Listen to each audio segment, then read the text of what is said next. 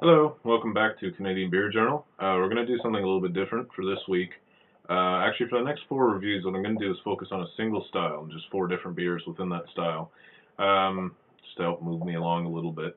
But before we get into that, a bit of local beer news. Great Lakes Brewery has been putting out a couple of really interesting beers in their Tanks 10 series, which is their experimental series. Basically, they sent their brewers loose on one fermentation tank particularly. They're just allowed to do whatever they want. So seeing some really interesting things.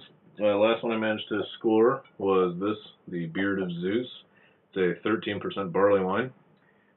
Specifically says here though, don't drink before December 31st, 2014. So that one's going in the cellar because I can't get another one now. Show off. Thank you. The next one due out, I know it was released last week, is Harry Porter and the Bourbon Soaked Vanilla Bean. Great Lakes Brewery is really bad about using puns as their name. The last couple ones were like Audrey Hotburn, Miami Weiss, but, I guess that's their thing. So what I'm going to be reviewing over the next couple of weeks is Imperial Stouts, or Russian Imperial Stouts. Some people know them.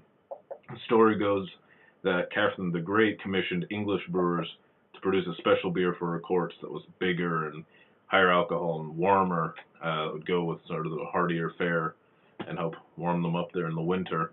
It's a style that's really taken off in the craft beer scene in the last couple of years, and I think that's for three big reasons. Firstly, they do inherently produce some interesting, unique beers. Lots of different flavors, big, heavy, thick flavors. The next reason I think is that they appeal to that sort of fun side of craft brewing. A lot of the time you get into double-digit alcohol levels, triple-digit IBUs. They're a little bit extreme. They're fun. They're something you can share with some friends and be really blown away by. And the third reason, in my opinion, is that they're a great marketing tool for an independent or craft brewer. Because they do take so long to make, to ferment, or they're sitting there in bourbon barrels, whatever you're doing with them, by the time they hit the shelves, they're already at a sort of premium level price tag. And a lot of breweries take advantage of that by putting them in unique packaging, releasing them in special ways. Think of Three Floyd's Dark Lord. They have an entire day, like a concert and a barbecue for it. And it really helps show off the brewery. Because even if you say walk past Imperial Stout at your store, it's $10, something you wouldn't actually buy, you might think, oh, that's cool that brewery is doing that, and you might think to pick up a six-pack of their basic pale ale or their porter or whatever it is. So I think they're here to stay. I think they're probably just going to get more and more opulent and more extreme, and that's a good thing because, like I said, they're fun, and I would say 99% of the Imperial Stouts I've had have been genuinely interesting, decent beers to try. So with that in mind, I'll just quickly go through what we're going to be looking at over the next 4 weeks. We're going to start today with Samuel Smith's Imperial Stout. It's a very important one. I'll explain that a little bit more as we go along. Next one up is a local one, Russian Gun Imperial Stout from Grand River Brewing in Cambridge, Ontario. Next one up, Saint Ambroise, not quite sure. Special Reserve, Bourbon Wood Age, Amboise. Imperial Stout. Yeah, Finally, from Stone Brewing out in California, their Espresso Imperial Russian Stout. This is actually from last year. It's their 2013 Odd Year Edition. But when beers get this big, this one's 11%. I usually like to age them out for a year or so. So I figure that'll be a good one to cap this off with. Alright, let me get all this stuff back out of the way. So what we're starting with here is Sam Smith's Imperial Stout. And the reason it's important is that it was one of the first to really revive the style. This came out in 1986. Several American brewers cited as inspiration, particularly Brooklyn Brewery. They've heavily based some of their beers off of this, like their chocolate stout and their black ops stout and those sorts of things. It's much more conservative by today's standards for an Imperial Stout. It's clocking in at only 7%. I think the IBU level is somewhere around 40. And it's just, I think, the best place to start when we're analyzing the style. So I'm going to see if I can peel off this. Has the foil top, which I'm not a huge fan of, so I'll see if I can get that out without getting it all in my beer. This is what I'm talking about, the opulent packaging of a lot of these beers. Sometimes it can actually get in the way. Alright.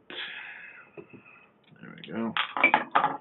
When you're pouring out big beers like this, I usually like to use a snifter. Just really helps capture the aromas a little bit better. There we go. So as you can see, it's fairly typical for an Imperial Stout. Inky black, totally opaque. It's a tan-colored head. In terms of on the nose, you're getting some banana, actually. That's the first thing that hits me, followed by chocolate and some coffee in there, which is all fairly typical of an Imperial Stout. It's nice though, it's balanced. There's a little bit of sweetness in there. And no one thing is sort of overpowering anything else. Cheers.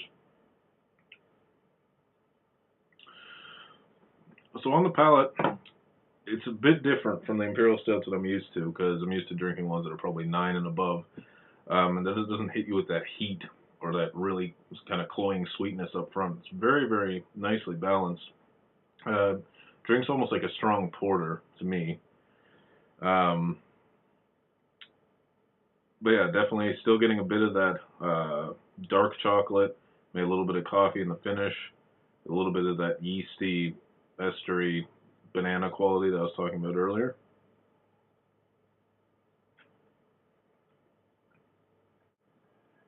So again, so I've been sipping on this now for about 15 minutes. That's really the nice thing about this style of beer, is it forces you to slow down, actually think about what you're drinking. I mean, you could chug one of these, but it'd probably be disgusting. So what's changed as it's warmed up is the banana note has sort of turned to more like a raisin note. Less overtly sweet. Some people here don't like raisins. Don't mind them. This is why they're not reviewing beer. There's just the slightest bit of an alcohol nip. I mean, again, it's only 7%, so if you're used to drinking things like even, say, Guinness or your basic lagers, it's going to be a bit of a change, but it's not going to hit you too hard.